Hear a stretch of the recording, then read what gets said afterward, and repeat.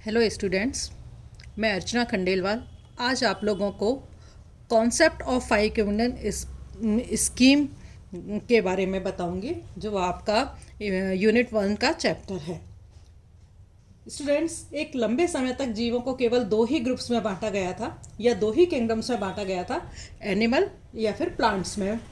इन दोनों ही कम्युनिटी के जो ऑर्गेनिजम्स थे उनके बीच में जो बेसिक डिफरेंस था वो उनका फूड लेने की विधि के ऊपर था। प्लांट्स ऑटोट्रॉफ्स होते हैं, आप लोगों को पता है। प्लांट्स ऑटोट्रॉफ होते हैं और वो अपना खाना खुद बनाते हैं, जबकि जो एनिमल्स होते हैं वो हेटेरोट्रॉफ्स होते हैं और वो प्लांट्स के द्वारा बनाए हुए खाने के ऊपर निर्भर करते हैं। तो जो हेटेरोट्रॉफ्स, इस तरह से जो हेटेरोट्रॉफ्स जीव हैं उनका जो ऑर्गन खाने का उनका जो सोर्स है, एनर्जी का सोर्स है, वो कार्बन का सोर्स होता है, जो कि ऑर्गेनिक होते हैं। जबकि प्लांट्स का जो ऑटोट्रॉफ्स जो होते हैं या जो प्लांट्स जो होते हैं उनका कार्बन एक इनऑर्गेनिक सोर्स के रूप में होता है, मीन्स CO2 की फॉर्म से वो कार्बन लेते हैं, तो वो उनका ऑर्गेनिक है। तो हेटेरोट्रॉफ्स जो हैं उनका कार्बन सोर्स ऑर्गेनिक होता है और जो ऑटोट्रॉफ्स हैं उनका कार्बन सोर्स जो होता है वो इनऑर्गेनिक होता है। ठीक है। दूसरी जो चीज़ है, जंतु अपने भोजन की खोज में एक जगह से दूसरी जगह पर मूवमेंट करते हैं, जिसके लिए कि उनको नर्वस सिस्टम की आवश्यकता होती है। लेकिन पौधे अपना भोजन स्वयं बना लेते हैं, जबकि क्योंकि वो गति जो है या लोकोमोशन जो है उनके अंदर नहीं पाया जाता है और इस वजह से उनके अंदर नर्वस सिस्टम की भी ज़रूरत नहीं होती है। मीन्स बेसिक बात क्या हो गई कि प्लांट्स के अंदर नर्वस सिस्टम नहीं पाया जाता है, जबकि जो एनिमल्स होते हैं उनके अंदर नर्वस सिस्टम पाया जाता है। लेकिन सभी एनिमल्स को केवल जंतु और पौधों में वर्गीकृत करना सही नहीं होता है, क्योंकि जो कवक हैं वो हेटेरोट्रॉफ्स होते हैं लेकिन वो गति नहीं दर्शाते हैं। इसी तरह से इसलिए उनको जंतु और पादपों के बीच में दोनों ही जगह पर उनको नहीं रखा जा सकता। तो ये बेसिक फीचर्स हैं। तो इन्हीं आधार पर सबसे पहले जो एनिमल्स थे उनको टू किंगडम कॉन्सेप्ट उनको दिया गया था। कॉन्सेप्ट किंगडम क्या है? टू किंगडम कॉन्सेप्ट क्या है कि दो जगतों में, प्लांट किंगडम और एनिमल किंगडम में उनको बांटा गया था। तो वर्गीकरण का जो बेसिक रीज़न था वो था क्लोरोफिल के प्रेजेंस, फोटोसिंथेसिस की उपस्थिति और सेल वॉल की प्रेजेंस जो है वो इस बात को माना गया था। लेकिन टू किंगडम कॉन्सेप्ट क्या है, बहुत सारी चीज़ों के जवाब नहीं दे पाए थे। फॉर एग्जांपल कि बैक्टीरिया जो है वो बैक्टीरिया और ब्लू ग्रीन एल्गी जो है उनका जो कॉम्पोजिशन है, जो उनको ना तो हम प्लांट्स में रख सकते हैं ना उनको एनिमल्स के अंदर रख सकते हैं, क्योंकि किन के अंदर प्लांट से भी डिफरेंस पाए जाते हैं और एनिमल्स के से भी डिफरेंस पाए जाते हैं। तो इनको केवल प्लांट किंगडम में इनको नहीं रखा जा सकता। दूसरा, युग्लिना को ना तो प्लांट्स में रख सकते हैं और ना एनिमल किंगडम में रख सकते हैं, क्योंकि युग्लिना में एक्सेप्शनली आपको पता है कि क्लोरोफिल की प्रेजेंस होती है, जिसकी वजह से वो अपना खाना खुद बना लेता है। मीन्स जो युग्लिना है वो कैसा हो गया? ऑटोट्रॉफ्स हो गया, जो कि अपना खाना खुद बना लेता है। लेकिन इसके युग्लिना के अंदर सेल वॉल जो कि प्लांट्स के अंदर पाई जाती है वो युग्लिना के अंदर नहीं पाई जाती है। इसके अलावा इसमें लोकोमोटरी ऑर्गन्स फ्लैजिला पाए जाते हैं मूवमेंट के लिए, जो कि एनिमल्स का एक कैरेक्टर है। तो इस वजह से इसको और दूसरी चीज़ जो है, युग्लिना को यदि अंधेरे में रखा जाए तो वो अपना खाना नहीं बना पाता है। उस समय पर वो सेप्रोफिटिक पोषण जो है वो करने लग जाता है। तो इस तरह से जो युग्लिना है वो भी दो जगत जो किंगडम है उसके बारे में ठीक से नहीं बता पाता है। इसके अलावा कई सारे जो एनिमल्स हैं वो प्लांट्स के समान स्थिर होते हैं, सिसाइल होते हैं, एक जगह पर रखे रहते हैं। तो फिर उनको किस जगत में रखा जाए? तो फॉर एग्जाम्पल जैसे कि स्पॉन्ज है, कोरल्स हैं, बार्निकल्स हैं, ट्यूनिकेट्स हैं, ये सब सिसाइल एनिमल्स हैं जो कि एक ही जगह पर स्थिर रहते हैं। तो इनको फिर प्लांट्स में रखा जाए कि एनिमल्स में रखा जाए ये क्लियर नहीं होता है। एंड फंजाई की जो स्थिति है वो भी टू किंगडम कॉन्सेप्ट के अकॉर्डिंग क्लियर नहीं होती है, क्योंकि इसमें क्लोरोफिल तो पाया नहीं जाता है फंजाई के अंदर, क्योंकि अवशोषण की तरह से अपना फूड लेते हैं अवशोषण की सहायता से, और क्लोरोफिल की अनुपस्थिति के कारण इनको प्लांट्स में भी रखना संभव नहीं होता है, और स्थानबद्ध होने के कारण इनको जंतु जगत में भी रखना संभव नहीं होता है। तो फिर इनको कहाँ पर रखा जाए? तो इस तरह से ये क्लियर है कि जो द्विजगत का कॉन्सेप्ट है या जो टू किंगडम कॉन्सेप्ट है वो काफ़ी नहीं है। तो उपरोक्त समस्याओं के से बचने के लिए E.H. हीकल नाम के साइंटिस्ट ने एक थर्ड किंगडम कॉन्सेप्ट का प्रतिपादन किया, और इस जगत में उन्होंने प्रोटिस्टा नाम दिया इस जगत को उन्होंने। और हीकल के अकॉर्डिंग इनमें से एक कोशिकीय जीवों को सम्मिलित किया जाना चाहिए जिन्हें प्लांट्स और एनिमल किंगडम दोनों में रखना संभव ना हो, उनको हमें किस में रखना चाहिए? प्रोटिस्टा के अंदर रखना चाहिए। तो इस तरह से हीकल ने बैक्टीरिया, एल्गी, फंजाई और प्रोटोजोआ के सदस्यों को प्रोटिस्टा के अंदर रखा गया। लेकिन फिर जब प्रोकैरियोटिक और यूकैरियोटिक सेल्स के विभेदन की जानकारी मिली हो गई, तो फिर हीकल के जो प्रोटिस्टा ग्रुप था उसके ऊपर भी प्रश्न चिन्ह लग गया।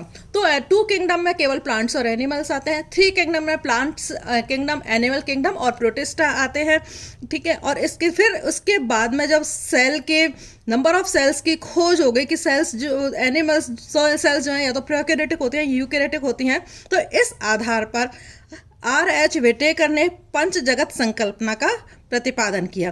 पंच जगत संकल्पना में कौन कौन से ग्रुप आ गए? एक तो मोनेरा आ गया, दूसरा प्रोटिस्टा आ गया, तीसरा प्लांटी आ गया, चौथा फंजाई और पांचवा एनिमेलिया। इस तरह से जो एनिमल जो जगत है उसको 5 किंगडम्स के अंदर बांटा गया। तो ये वर्गीकरण करने के लिए 3 बेसिस जो है उनको यूज़ किया गया। मींस ये जो 5 वर्गों में 5 किंगडम में विटेकर ने बांटा, तो वो किस आधार पर उनको बांटा? एक तो कोशिका की संरचना के आधार पर कि कोशिका की जो संरचना है वो प्रोकैरियोटिक है या फिर यूकैरियोटिक है। दूसरा कोशिका की संख्या के आधार पर कि कोशिका की संख्या 1 है या फिर 1 से ज़्यादा है, मींस सेल प्रोटोजोआ है या फिर वो मल्टी सेलुलर है या मेटाजोआ है। एंड तीसरा न्यूट्रिशन के आधार पर, न्यूट्रिशन के आधार पर इनकी जो पोषण की विधि थी उस पर ध्यान दिया गया। मींस वो ऑटोट्रॉफ्स हैं, हेटेरोट्रॉफ्स हैं, एब्जॉर्ब करते हैं फूड को, किस तरह से वो अपना खाना बनाते हैं, इस आधार पर उनका वर्गीकरण जो है किया गया, ठीक है। नाउ जो मोनेरा ग्रुप है उसके क्या कैरेक्टर्स होते हैं? इसके अंदर केवल जो प्रोकैरियोटिक एनिमल्स हैं उनको ही इनके अंदर रखा गया, जिनके अंदर प्रोकैरियोटिक एनिमल्स आप लोगों को पता है ऐसी सेल्स जिनके अंदर न्यूक्लियस के ऊपर न्यूक्लियर मेम्ब्रेन का अभाव होता है, ठीक है, उसको प्रोकैरियोटिक सेल्स जो है वो कहते हैं। दूसरा मेम्ब्रेनस सेल ऑर्गेनेल्स जो है, सेल के अंदर जो सेल ऑर्गेनेल्स पाए जाते हैं उनके ऊपर भी किसी तरह की झिल्ली जो है या मेम्ब्रेन नहीं पाई जाती है। इनमें सर्कुलर डीएनए पाया जाता है और हिस्टोन प्रोटीन का अभाव होता है या अनुपस्थित होती है। मींस जो डीएनए है उसमें हिस्टोन प्रोटीन जो है वो नहीं पाया जाता है, और यदि इनके अंदर लोकोमोशन के लिए फ्लैजिला पाए जाते हैं तो इनमें 9+2 अरेंजमेंट का अभाव इनके अंदर होता है। तो ये मेन कैरेक्टर्स हैं मोनेरा के, जिनके द्वारा कि हम इनको इसमें बांट सकते हैं। तो इस तरह से जो मोनेरा ग्रुप के जो सदस्य हैं वो ये स्वयंपोषी हो सकते हैं। स्वयंपोषी में ये कीमोट्रोफिक हो सकते हैं या फोटोसिंथेसिस के द्वारा अपना खाना ले सकते हैं, या परपोषी हो सकते हैं जैसे कि खनिज कारक होते हैं, अपघटक होते हैं, या नाइट्रोजन यौगिकीकरण होते हैं, या फिर सहजीवी या परजीवी ये हो सकते हैं। तो वैरायटी ऑफ न्यूट्रिशन यहाँ पर मिलता है इनके अंदर, मोनेरा ग्रुप के अंदर। दूसरा जो ग्रुप है इसके जो एग्जाम्पल हैं बैक्टीरिया, ब्लू ग्रीन एल्वी और माइकोप्लाज्मा जो हैं वो प्रोकैरियोट मोनेरा ग्रुप के अंदर आते हैं, ठीक है। तो जितने भी प्रोटोजोअन्स हैं वो सब किसके अंदर आ जाते हैं? मोनेरा ग्रुप के अंदर ये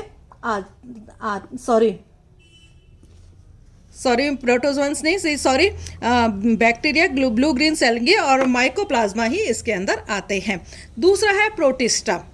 प्रोटिस्टा में जो सेल होती है वो यूकैरियोटिक हो जाती है और यूनिसेल्युलर सेल्स जो है या एक कोशिकीय जीव ये होते हैं। दूसरा, इनके अंदर जो न्यूक्लियर मेम्ब्रेन है वो पाई जाती है। मींस न्यूक्लियर मेम्ब्रेन का क्या मतलब है, न्यूक्लियस के ऊपर भी न्यूक्लियर मेम्ब्रेन पाई जाती है, साथ ही जो न्यूक्लियर ऑर्गेनेल्स होते हैं उनके ऊपर भी मेम्ब्रेन जो है वो पाई जाती है। और इनके अलावा इसमें डीएनए तो पाया ही जाता है, और डीएनए के साथ जो हिस्टोन प्रोटीन जो है वो भी इनके अंदर पाई जाती है। ठीक है। एंड इसके अलावा फ्लैजिला की जो अरेंजमेंट होता है इनमें, वो 9+2 का अरेंजमेंट जो है वो इनके अंदर पाया जाता है। ठीक है। तो इनके जो एग्जाम्पल हैं वो एक कोशिकीय शैवाल और प्रोटोजोआ वर्ग के जो एनिमल्स हैं वो सब इसके अंदर आते हैं। नाउ प्लांट में क्या है, जाहिर है ये मल्टी सेलुलर एनिमल्स हो गए, प्रोटिस्टा तक यूनिसेलुलर एनिमल्स थे।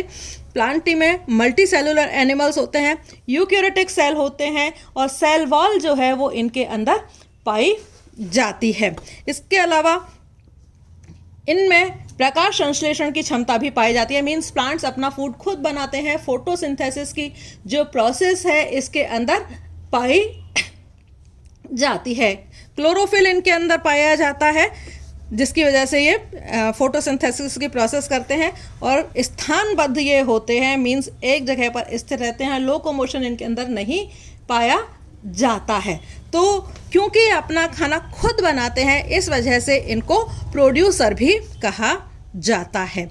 एग्जाम्पल जो मल्टी सेलुलर प्लांट्स जो हैं वो सब इसके अंदर आते हैं। फंजाई, फोर्थ जो ग्रुप था बांटा गया उसमें है फंजाई। इसमें क्लोरोफिल नहीं पाया जाता है फंजाई के अंदर, और ये क्योंकि इनमें क्लोरोफिल नहीं पाया जाता है इस वजह से ये अपना खाना खुद नहीं बना पाते हैं। फॉर एग्जाम्पल यीस्ट के अतिरिक्त इस जगत में सभी बहुकोशिकीय क्लोरोफिल विहीन तथा यूकैरियोटिक जो हैं वो इसके अंदर आते हैं। मीन्स यीस्ट जो है वो इसके अंदर फंजाई के अंदर नहीं आता है। क्लोरोफिल की अनुपस्थिति की वजह से ये अपना खाना खुद नहीं बना पाते हैं, बल्कि ये खाने के जो तरीका है, न्यूट्रिशन का जो तरीका है, एब्जॉर्प्शन है, अवशोषण की सहायता से ये अपना फूड लेते हैं, और इनके अंदर जो रिजर्व फूड है वो ग्लाइकोजन की फॉर्म में जो है इनके अंदर पाया जाता है। इसके अलावा इनमें कवक सूत्र माइसीलियम पाया जाता है, जो कि ऑर्गेनिक सब्सटेंसेस होते हैं जिन पर ये वृद्धि करते हैं, उनसे ये अपना भोजन क्या है अवशोषण की फॉर्म में लेते हैं। इनकी जो सेल वॉल है वो काइटिन की बनी हुई होती है। तो फंजाई के जो बेसिक कैरेक्टर्स हो गए, माइसीलियम का पाया जाना जिसकी वजह से ये ऑर्गेनिक सब्सटेंसेस पर ग्रो करते हैं, अवशोषण के द्वारा फूड लेते हैं, सेल वॉल काइटिन की इनके अंदर बनी हुई होती है, क्लोरोफिल की अनुपस्थिति इनके अंदर होती है। ये सब इसके मेन कैरेक्टर्स हैं। फॉर एग्जाम्पल इसके जो एग्जाम्पल हैं, खमीर है, रस्ट है, मशरूम जो है वो सब इसके एग्जाम्पल हैं। नाउ एनिमेलिया, इसके अंदर भी मेटाजोअन एनिमल्स जो हैं या मल्टी सेलुलर एनिमल्स हैं वो आते हैं। इनकी सेल्स जो हैं वो यूकैरियोटिक टाइप की सेल्स जो हैं वो इनके अंदर पाई जाती हैं, एंड ये इनका फूड लेने का तरीका जो है इंजेक्शन द्वारा ये अपना फूड ग्रहण करते हैं। मीन्स पहले एक बार सारा खाना खा लेते हैं। इनका जो संरचनात्मक स्तर है वो अंग तंत्र, ऑर्गन एंड ऑर्गन सिस्टम तरह का होता है। जो एनिमेलिया है उसको 3 सब किंगडम के अंदर बांटा गया है। ऑटोट्रॉप्स होते हैं, हेटेरोट्रॉप्स होते हैं एनिमल्स जो कि अपना खाना खुद नहीं बना पाते हैं। कुछ खुद नहीं बना पाते हैं क्योंकि इनके अंदर क्लोरोफिल नहीं पाया जाता है। एक्सेप्शन अलग चीज़ है। नाउ जो एनिमेलिया को फिर 3 सब किंगडम्स में डिवाइड किया गया है। सब किंगडम एग्नेटोजोआ, इस एग्नेटोजोआ में फाइलम मीजोजोआ को इंक्लूड किया गया है। मीजोजोआ के जो सभी सदस्य हैं वो इनवर्टिब्रेट एनिमल्स के जो टिश्यूज़ या बॉडी फ्लूइड होता है उसमें एज ए पैरासाइट रहते हैं। सब किंगडम पैराजोआ, इस फाइलम के अंदर पॉरीफेरा को रखा गया है। इनका जो ऑर्गेनाइजेशन है वो सेल लेवल का होता है। सेल्स जो है इनके अंदर पाए जाते हैं। ऑर्गन सिस्टम इनके अंदर नहीं पाया जाता है। 2 जर्म लेयर्स होती हैं, डिप्लोब्लास्टिक होते हैं, एक्टोडर्म और एंडोडर्म ही इनके अंदर पाई जाती है, और इनके शरीर पर असंख्य छिद्र या ऑस्टियाज पाए जाते हैं जिससे होकर कि वाटर करंट इनके अंदर एंटर करता है। ठीक है। नाउ यूमेटोजोआ, थर्ड जो किंगडम है यूमेटोजोआ, सब किंगडम है यूमेटोजोआ। मेसोजोआ और पॉरीफोरा को छोड़ करके बाकी जितने भी सब फाइलम हैं वो सब यूमेटोजोआ में आते हैं। तो सिमेट्री के आधार पर इन्हें फिर दो शाखाओं में वर्गीकृत किया गया है। यूमेटोजोआ को सिमेट्री के आधार पर दो में वर्गीकृत किया गया है। कौन कौन सा? एक तो रेडिएटा और दूसरा बाइलेटेरिया। ठीक है, तो फाइनली जो पंच जगत है उसको मोनेरा, प्रोटिस्टा, प्लांटी, फंजाई और एनिमेलिया इनके अंदर बांटा गया है। Thank you.